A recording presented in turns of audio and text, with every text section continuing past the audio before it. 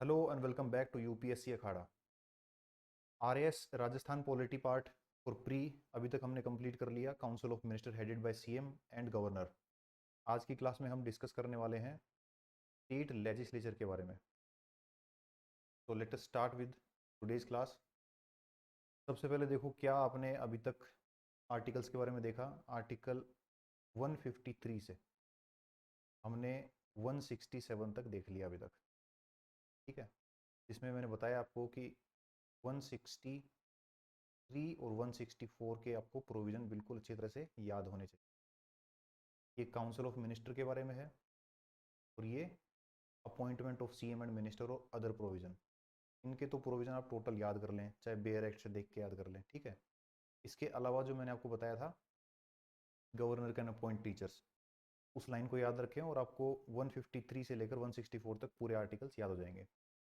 आगे आज हम बात करने वाले हैं स्टेट लेजिस्लेचर के बारे में, जो कि स्टार्ट होता है 168 से और ये आगे 212 तक चलता है, ठीक है। उसके बाद जो 213 आर्टिकल है, it is about ordinance making power of governor. Ordinance, इस तरीके से आप ध्यान रखें कि स्टेट के बारे में ये आर्टिकल्स है, ठीक है। इसके बाद फिर हाई कोर्ट से रिलेटेड प्रोविजन आते हैं। तो सबसे पहले हम बात करेंगे 168 आर्टिकल की, जहाँ से शुरुआत होती है स्टेट लेजिस्लेचर की। तो 168 के अंदर क्या बता रखा है, अगर आपने पार्लियामेंट पढ़ा हो, थोड़ा बहुत आपको याद हो कि पार्लियामेंट होता क्या है। पार्लियामेंट का मतलब होता है प्रेसिडेंट, साथ में लोकसभा और राज्यसभा, इन सबको मिला के बनता है पार्लियामेंट। तो स्टेट लेजिस्लेचर कैसे बनता होगा, ये दे रखा है आर्टिकल 168 के अंदर। तो state legislature part 6 of the constitution, इस क्लास के अंदर बहुत सारा डेटा और फैक्ट होंगे जो आपको याद रखने हैं, ठीक है। तो अभी तक जो राजस्थान से रिलेटेड जो पॉलिटी है, उसके अंदर सबसे ज़्यादा फैक्चुअल डेटा है वो इसी क्लास के अंदर होगा, स्टेट लेजिस्लेचर के अंदर। पार्ट 6 में जो आर्टिकल्स हैं 168 से लेकर 212 तक, उसके अंदर आपका स्टेट लेजिस्लेचर आता है। तो 168 आर्टिकल में क्या बता रखा है कि स्टेट लेजिस्लेचर क्या होगा, एक गवर्नर होंगे, स्टेट लेजिस्लेटिव असेंबली होगी और स्टेट लेजिस्लेटिव काउंसिल होगा। गवर्नर के बारे में आपने देख लिया, आर्टिकल 153 में है। स्टेट लेजिस्लेटिव असेंबली के बारे में आर्टिकल 170 में है और काउंसिल के बारे में 169 में है। तो यहाँ से क्या ध्यान रखना आपको, there shall be state legislature, इसका प्रोविजन 168 में दे रखा है। और उसके पार्ट कौन कौन होंगे, गवर्नर, स्टेट लेजिस्लेटिव असेंबली और state legislative council. Legislative assembly को बोलते हैं विधानसभा और लेजिस्लेटिव काउंसिल को बोलते हैं विधान परिषद, ठीक है। Article 168 provide for the constitution of legislature in states, ठीक है। Then for every state there shall be a legislature which shall consist of governor and two houses in the state of, अब यहाँ देखो गवर्नर है, यहाँ state legislative assembly है, यहाँ state legislative council है। बट कोई ज़रूरी नहीं है कि सबके अंदर ये दूसरा हाउस भी हो, जैसे आप विधान परिषद कहते हैं। तो विधान परिषद हमारी कंट्री में केवल अभी तक 6 स्टेट्स के अंदर ही है, जैसे आंध्र प्रदेश, बिहार, महाराष्ट्र, कर्नाटका, तेलंगाना और उत्तर प्रदेश। कॉन्स्टिट्यूशन में अगर आप देखेंगे तो ये दो नाम और लिखे हुए हैं, मध्य प्रदेश और तमिलनाडु।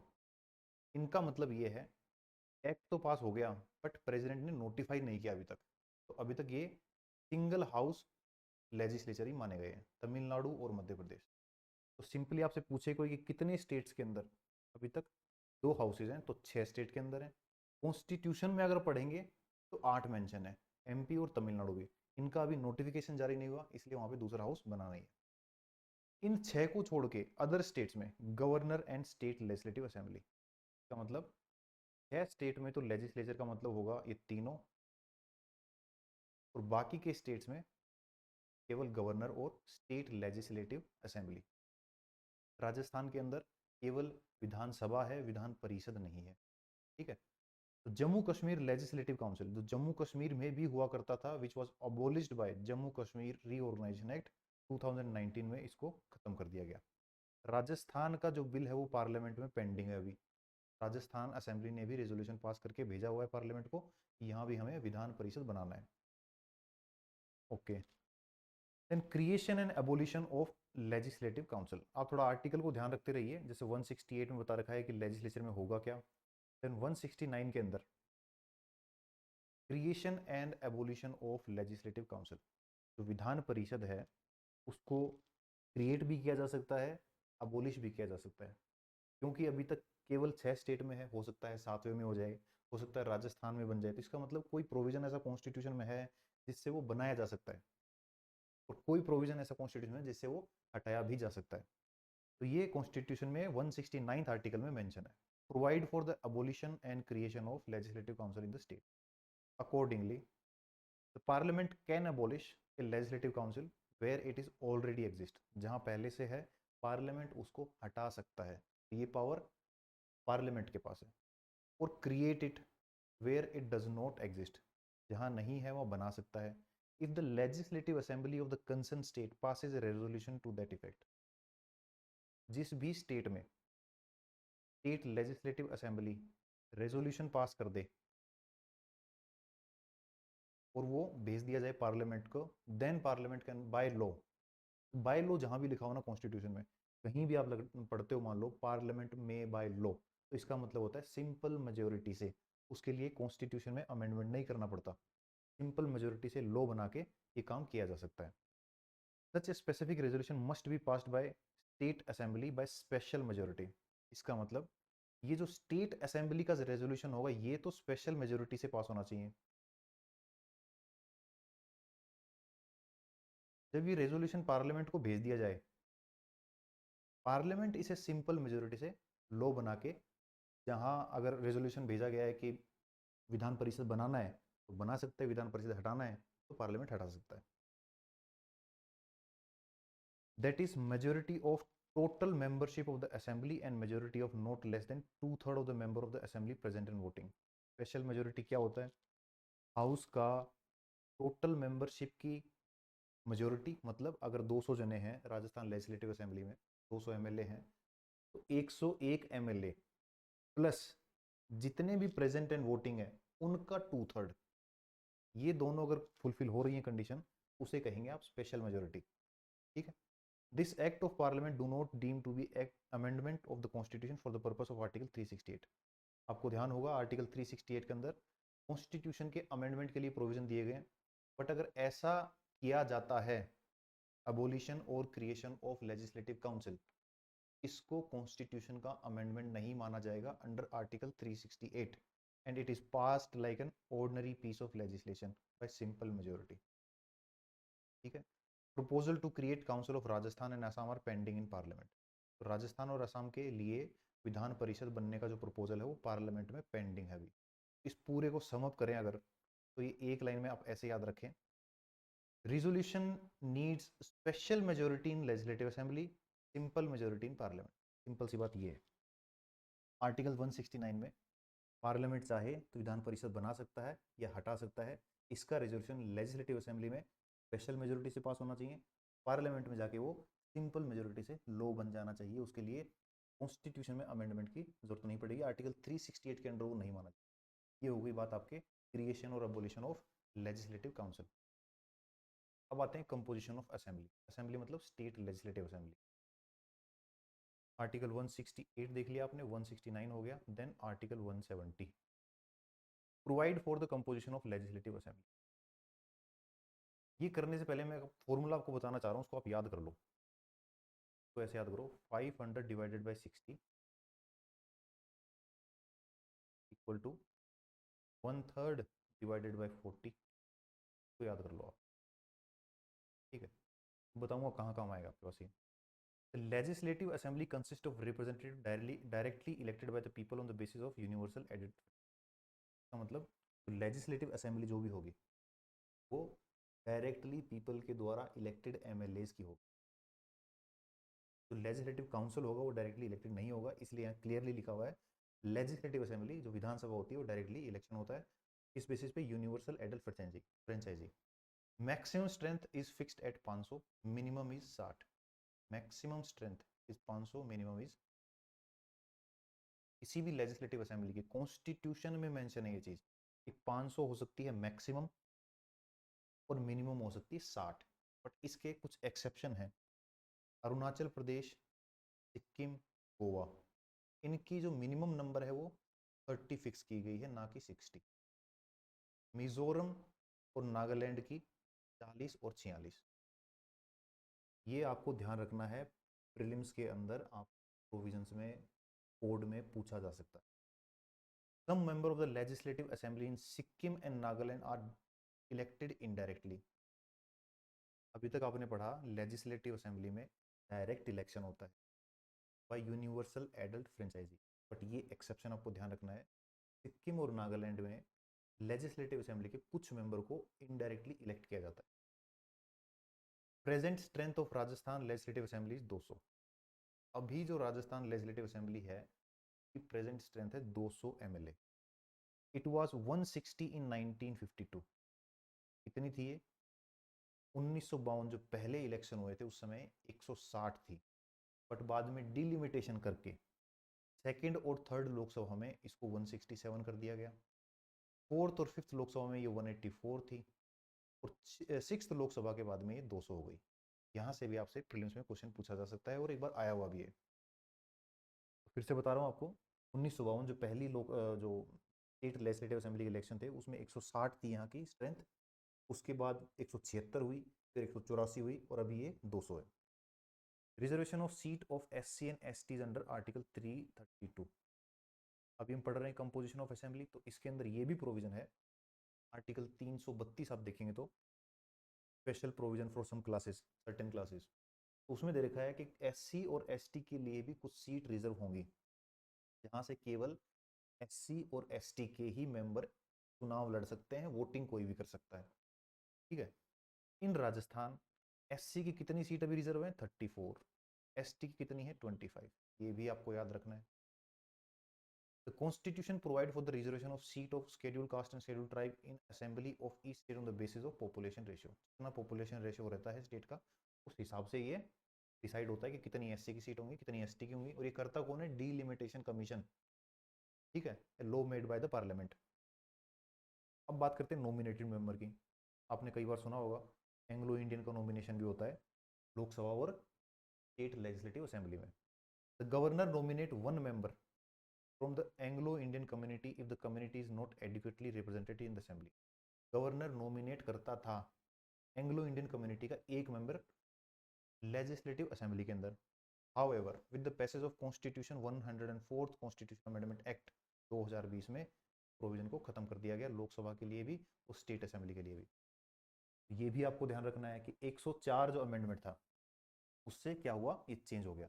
यहाँ मैं आपको एक चीज़ और बात बता दूँ, अगर अमेंडमेंट की बात आ गई तो ध्यान रख लें, हो सकता है पूछा जाए।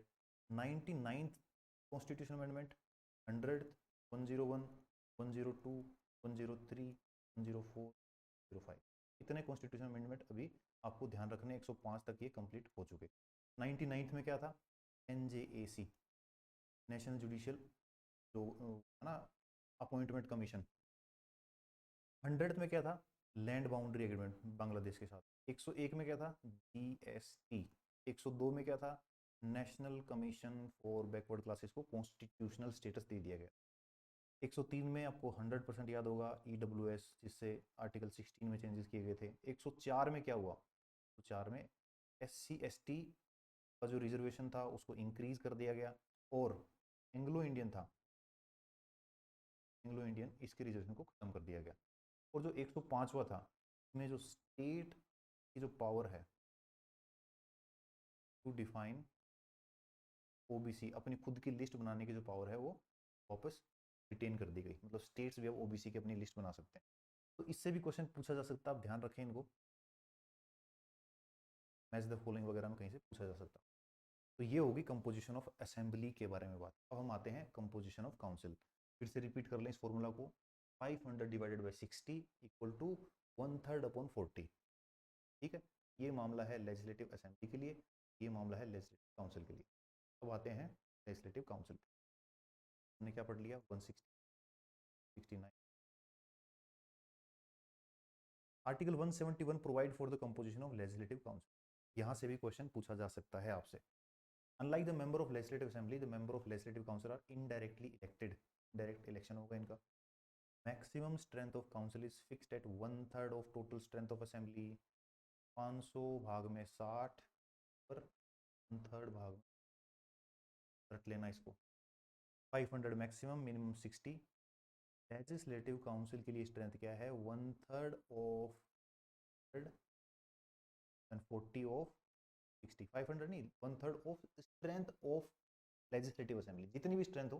मान लो अभी 200 है इसके लिए राजस्थान की, तो राजस्थान का अगर बनता है जो विधान परिषद, तो उसका होगा 200/3।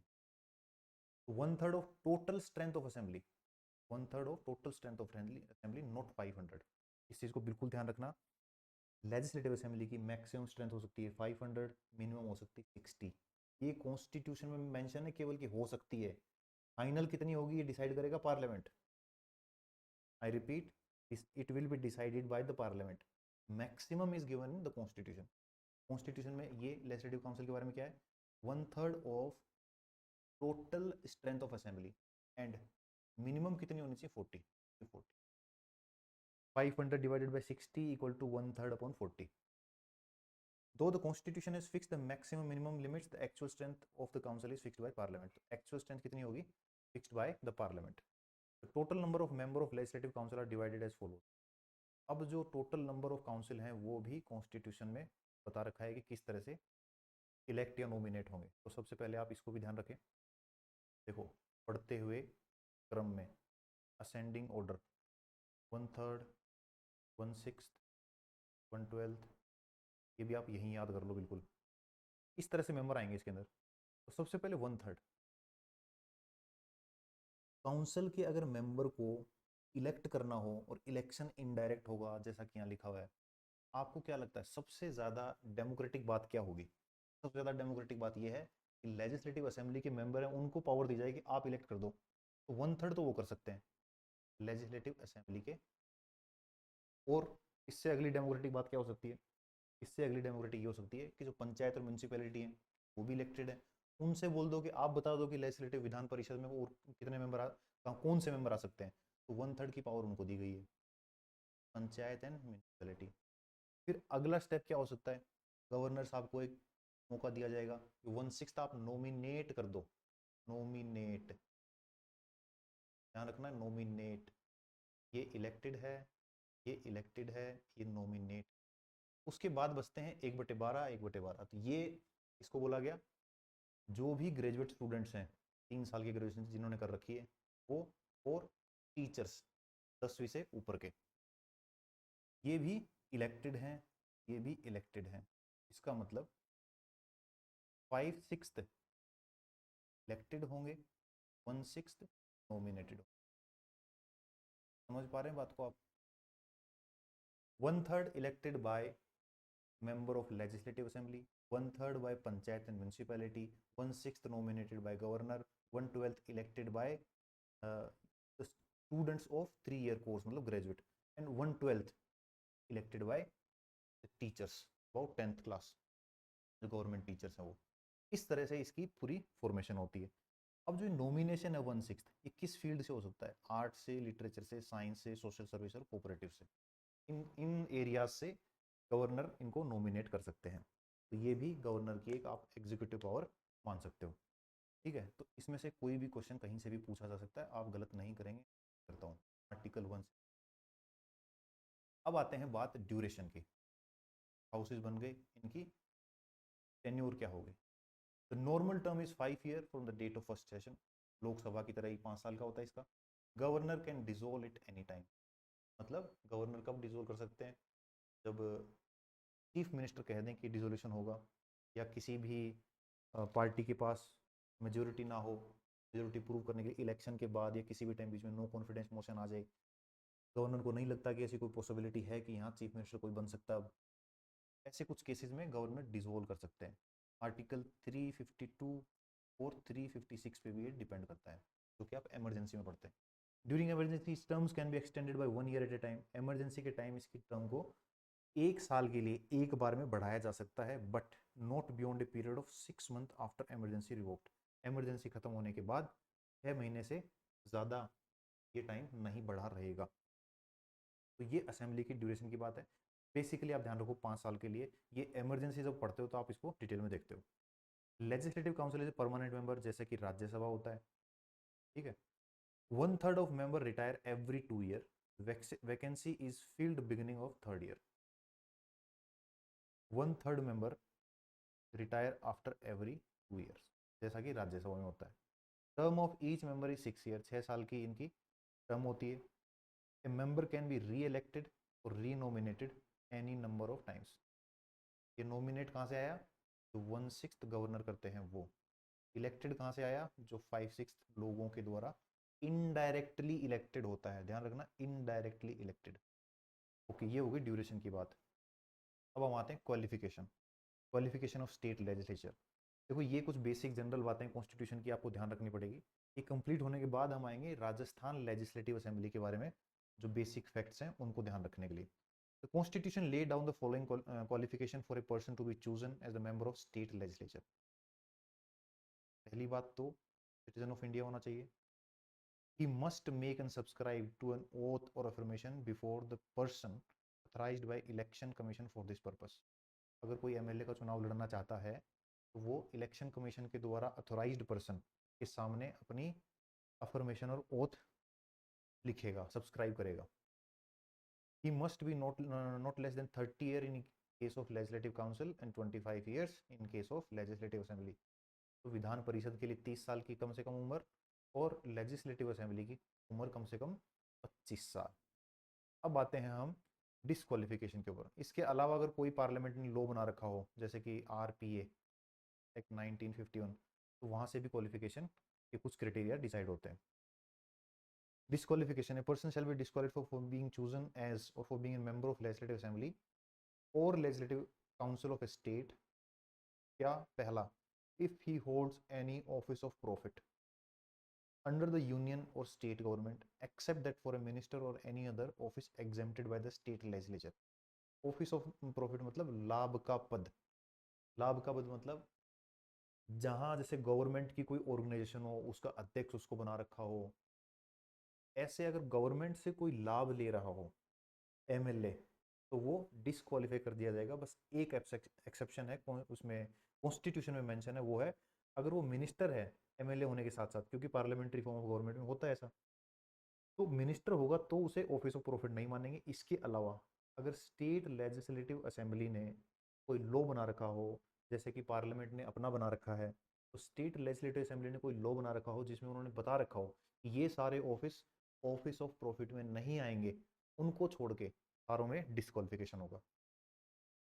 If he is of unsound mind and stand should declared by the court, undischarged insolvent हो, if it is not a citizen of India, जानबूझ के अपने खुद वॉलेंट्री तरीके से सिटीजनशिप को छोड़ दिया हो, या किसी दूसरे स्टेट में दूसरे स्टेट के एलिजेंस में हो, if he is so disqualified under any law made by the parliament, like जैसे कि आरपीए 1951, सती प्रथा, अनटचेबिलिटी, करप्शन, ये सब प्रोविजन 1951 के अंदर है। 2 साल से ज़्यादा की सजा हो गई हो, ये मामले अगर होते हैं तो डिस्क्वालीफाई हो जाएगा। ओथ एंड अफर्मेशन, ध्यान रखें इसको भी। Every member of either house of the state legislature before taking his seat in the house has to make and subscribe an oath and affirmation before the governor or some person appointed by him for the purpose. यहाँ सबसे important word है ये, before the governor or some person.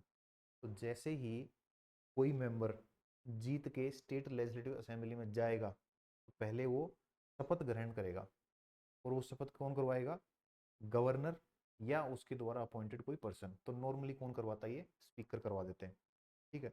अगर शपथ किए बिना वो बैठे और वोटिंग की तो 500 रुपये प्रति दिन उन पर जुर्माना भी लग सकता है। सैलरी और allowance, member of the state legislature are entitled to receive such salaries and allowance as may from time to time be determined by the state legislature, ठीक है। तो जो मेंबर हैं स्टेट लेजिस्लेचर के, जो एमएलएज हैं, उनकी सैलरी और अलाउंस कौन डिसाइड करेगा, स्टेट लेजिस्लेचर। उसके बाद आते हैं officers of the house, presiding officer कौन होते हैं, स्टेट लेजिस्लेटिव असेंबली और स्टेट लेजिस्लेटिव काउंसिल में पहले होंगे स्पीकर, ये सेम टू सेम वैसा ही है जैसे यूनियन में होता है। और ये दूसरे होंगे डेप्यूटी स्पीकर, यहाँ होंगे चेयरमैन, यहाँ होंगे डेप्यूटी चेयरमैन या वाइस चेयरमैन। ठीक है। The speaker is elected by the assembly from amongst his its members, जो एमएलएज हैं उन्हीं में से स्पीकर का इलेक्शन होगा। Usually the speaker remain in office during the life of assembly. Speaker कब तक स्पीकर रहेंगे असेंबली के अंदर? Before the first day of next assembly, मतलब चुनाव होके असेंबली बैठी है तब तक वो स्पीकर रहेंगे उस हाउस के। However he vacates his office earlier in the following 3 cases, उससे पहले भी वो अपने ऑफिस को छोड़ सकते हैं in these 3 cases. First, if he ceases to be a member of assembly, अगर वो मेंबर ही नहीं रहे, किसी कारण से डिसक्वालीफाई कर दिए गए, तो वो स्पीकर भी नहीं रहेंगे। If he resigns by writing to the deputy speaker, deputy speaker को अपना रेजिग्नेशन दे दिया हो। If he is removed by resolution passed by majority of all then member of the assembly, such a resolution can be moved only after giving 14 days advance notice। अगर उनको एक resolution के द्वारा, जो कि 14 दिन के अग्रिम, तो नोटिस एडवांस नोटिस होता है 14 डेज का, वो देने के बाद एक रेजोल्यूशन पास कर दिया गया हो, और वो रेजोल्यूशन कैसे? Majority of all then members of the assembly, तो भी वो सीट को छोड़ देंगे, वैकेट कर देंगे, वैकेट्स हिज सीट। अब बात करते हैं डेप्यूटी स्पीकर की। Like the speaker, the deputy speaker is also elected by the assembly from amongst his members. He is elected after the election of speaker has taken place. अब यहाँ एक और बात आपको बता दूं, pro tem speaker.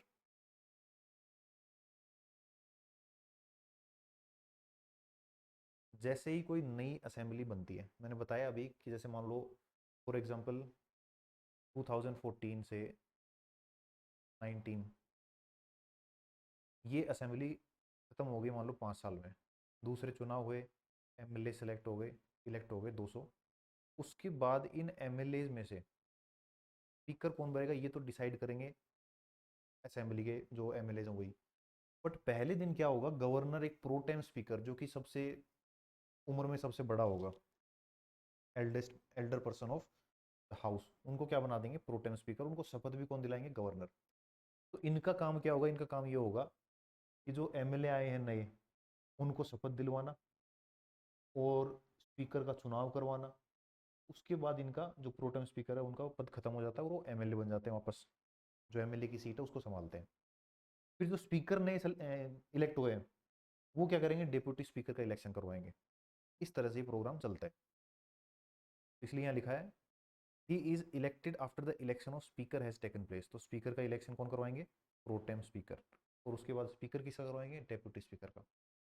Chairman of council and deputy chairman of council. The chairman is elected by the council itself from amongst members. ये बात बिल्कुल सेम ऐसा ही है जैसा कि स्पीकर के लिए। और जैसे कि चेयरमैन इलेक्ट होते हैं, इसी तरह से deputy chairman is also elected by the council itself from amongst its members. इन्हीं के मेंबर्स में से भी यही से इलेक्ट होंगे। अब नेक्स्ट जो इंपॉर्टेंट बात आती है वो है कोरम की। यहाँ हम वही सब चीज़ें डिस्कस कर रहे हैं, केवल जो पार्लियामेंट से डिफरेंट है कुछ थोड़ा बहुत। Quorum is the minimum number of member required to present in the house before it can transact any business. कोई भी काम होने से पहले, शुरू करने से पहले एक कोरम की ज़रूरत होती है कि कितने लोग होंगे तब हम बिजनेस स्टार्ट करेंगे जो कि हाउस का है। तो यहाँ ये है 10 मेंबर और 1/10 of total number of member. Parliament के केस में केवल 1/10 है, ध्यान रखना। पार्लियामेंट के केस में 1/10 है, पर स्टेट लेजिस्लेटिव असेंबलीज के केस में ये 10 मेंबर साथ में और जोड़ दिया गया, 10 मेंबर। ये अगर आप देखें लोकसभा में 543 मेंबर हैं, इसके तो 1/10 होंगे। जैसे मान लो 55 लोग हो गए, 55 लोग होंगे तो ही इसकी कार्रवाई स्टार्ट होगी। बट हमारे केस में जैसे 200 मेंबर है, इसमें 10 जने भी आ गए, 10 मेंबर और 1/10 of total number including the presiding officer which ever is greater, तो भी कार्रवाई हो सकती है, शुरुआत हो सकती है। अब इतना सब लेजिस्लेटिव असेंबली के बारे में जानने के बाद हम थोड़ा सा कंपैरिजन कर लेते हैं पार्लियामेंट और स्टेट लेजिस्लेटिव असेंबलीज के बीच में क्या फ़र्क देखने को हमें मिलता है। यहाँ से भी क्वेश्चन पूछा जा सकता है। देखिए ऑर्डिनरी बिल के बारे में इनकी पावर्स में क्या डिफरेंस है। ऑर्डिनरी बिल के बारे में देखो, एक होता है लोकसभा, दूसरा होता है राज्यसभा। इसको फर्स्ट हाउस मान लो, तो सेकंड हाउस मान लो। अगर मान लो बिल ओरिजिनेट हुआ यहाँ से, मतलब इसने बिल की शुरुआत की और इसको भेज दिया, इसने रिसीव कर लिया। या इसका उल्टा मान लो, ये फर्स्ट हाउस है, ये सेकंड हाउस। बिल ओरिजिनेट हुआ यहाँ से। ऑर्डिनरी बिल के केस में कोई भी हाउस जिसके पास वो बिल आया है, मतलब सेकंड हाउस जिसको कहेंगे, वो हाउस क्या कर सकता है उस बिल के साथ में, उस बिल को रिजेक्ट कर सकता है, अमेंड कर सकता है, और कुछ ना करे, मतलब नोट पास द बिल।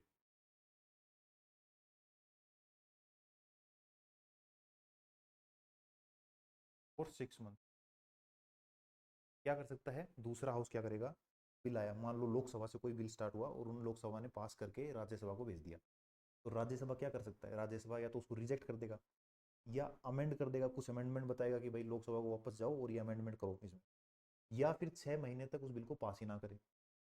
अगर ये अमेंडमेंट जो कि राज्यसभा ने भेजे हैं, लोकसभा ने उनको पास कर दिया, तो मानेंगे कि दोनों हाउसेस से पास हो गया। अगर ये अमेंडमेंट दूसरे हाउस को पसंद नहीं है, वो भी नहीं मानते कि अमेंडमेंट होने चाहिए, इस केस को बोलते हैं डेडलॉक। तो इस डेडलॉक के कारण हमारे कॉन्स्टिट्यूशन के आर्टिकल 108 के अंदर जॉइंट सिटिंग का प्रावधान है। जॉइंट सिटिंग, ये जॉइंट सिटिंग तभी होगी जब पार्लियामेंट जो प्रेसिडेंट है वो चाहेंगे। अगर प्रेसिडेंट डिक्लाइन कर देते हैं जॉइंट सिटिंग के लिए, तो बिल वहीं खत्म हो जाता है। ये तो केस है पार्लियामेंट में। अब आते हैं स्टेट लेजिस्लेचर के। स्टेट लेजिस्लेचर में क्या है, स्टेट लेजिस्लेचर में है, मान लो ऑर्डिनरी बिल की बात हम करें, इधर है स्टेट लेजिस्लेटिव असेंबली, यहाँ है स्टेट लेजिस्लेटिव काउंसिल। एक ही है तो कोई लफड़ा ही नहीं है, क्वेश्चन सिंपल सा हो गया, गवर्नर के पास जाएगा, एसेंट हुई, पास हो गया। दो हाउसेज हैं, इस केस में क्वेश्चन बनने की संभावनाएं पूरी होती हैं। मान लो यहाँ से ओरिजिनेट होता है, स्टेट लेजिस्लेटिव काउंसिल को बिल भेज दिया, तो स्टेट लेजिस्लेटिव काउंसिल क्या कर सकता है, अगेन वही ऑप्शन है, रिजेक्ट कर दे, अमेंड कर दे, या कुछ ना करे 3 महीने के लिए। ये जो मंथ की जो ड्यूरेशन है ये कॉन्स्टिट्यूशन में मेंशन है। ये रिजेक्ट कर दे, अमेंड कर दे, और ये अमेंडमेंट जो स्टेट लेजिस्लेटिव असेंबली उसको पसंद ना आए, मतलब वो ना चाहते हो कि ये अमेंडमेंट बिल के अंदर होने चाहिए, तो स्टेट लेजिस्लेटिव असेंबली क्या करेगी, इसको वापस से पास कर देगी। फिर ये बिल दोबारा स्टेट लेजिस्लेटिव काउंसिल के पास जाएगा। इसके बाद ये मैक्सिमम 1 महीने के लिए बिल को रोक के रख सकते हैं, उसके बाद ये बिल पास हुआ माना जाएगा। इस बात से आप क्या समझे, इस बात से आप ये समझे, यहाँ कोई डेडलॉक का मामला ही नहीं है। स्टेट लेजिस्लेटिव असेंबली जैसा चाहेगी वैसा बिल को पास करवा के मानेगी। 4 महीने के लिए केवल ये काउंसिल रोक के रख सकता है उसको, पहले इंस्टेंस में 3 महीने के लिए, दूसरे इंस्टेंस में 1 महीने के लिए। 4 महीने के लिए डिले कर सकता है, तो बोलते हैं डायलेटरी हाउस। डायलेटरी मतलब जो डिले कर सकता हो, डायलेटरी हाउस ये हो सकता है केवल 4 महीने के लिए। यहाँ कोई भी डेडलॉक की सिचुएशन नहीं बनती है, इसलिए कोई जॉइंट सिटिंग का मतलब ही नहीं है यहाँ पे, और ना ही कोई कॉन्स्टिट्यूशन में प्रोविजन है। दूसरा केस क्या हो सकता है, बिल ओरिजिनेट हुआ हो यहाँ स्टेट लेजिस्लेटिव काउंसिल में, ओरिजिनेट हुआ। पहले तो ये जो केस हमने पढ़ा इसमें क्या था, बिल ओरिजिनेट हुआ है स्टेट लेजिस्लेटिव असेंबली में। दूसरा केस, बिल ओरिजिनेट हुआ है स्टेट लेजिस्लेटिव काउंसिल में और ये भेज दिया गया इसको, और अगर इन्होंने रिजेक्ट कर दिया तो बिल वहीं खत्म। अब देख लो क्या जिंदगी रह गई है स्टेट लेजिस्लेटिव काउंसिल की। मतलब अगर स्टेट लेजिस्लेटिव असेंबली में ओरिजिनेट हो रहा है तब भी वो कुछ नहीं कर सकते, केवल 4 महीने के लिए डिले कर सकते हैं। और उन्होंने खुद ने ओरिजिनेट किया, वो तो जाते ही रिजेक्ट हो जाएगा, अगर स्टेट लेजिस्लेटिव असेंबली को पसंद नहीं आया तो। उन्होंने अगर उसको रिजेक्ट कर दिया तो, और पास कर दिया तो ठीक है, कोई दिक्कत ही नहीं है। तो ये इन दोनों के बीच में थोड़ा सा डिफरेंस आप समझ लें। के बाद हम आते हैं हमारे जो फैक्चुअल पार्ट है, जो राजस्थान लेजिस्लेटिव असेंबली के बारे में जो कोर है। यहाँ से क्वेश्चन बनने की पूरी संभावना होती है। उसे स्टार्ट करते हैं। तो इसमें सबसे पहले पढ़ेंगे हम लेजिस्लेटिव असेंबली।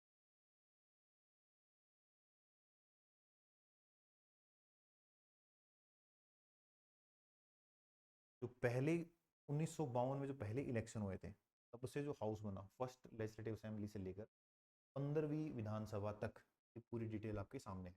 यहाँ इसे हम पूरा डिटेल में पढ़ने वाले हैं। यहाँ से आपको बहुत कुछ याद रखना है, तब जाके कुछ ही होगा। तो लेट अस स्टार्ट।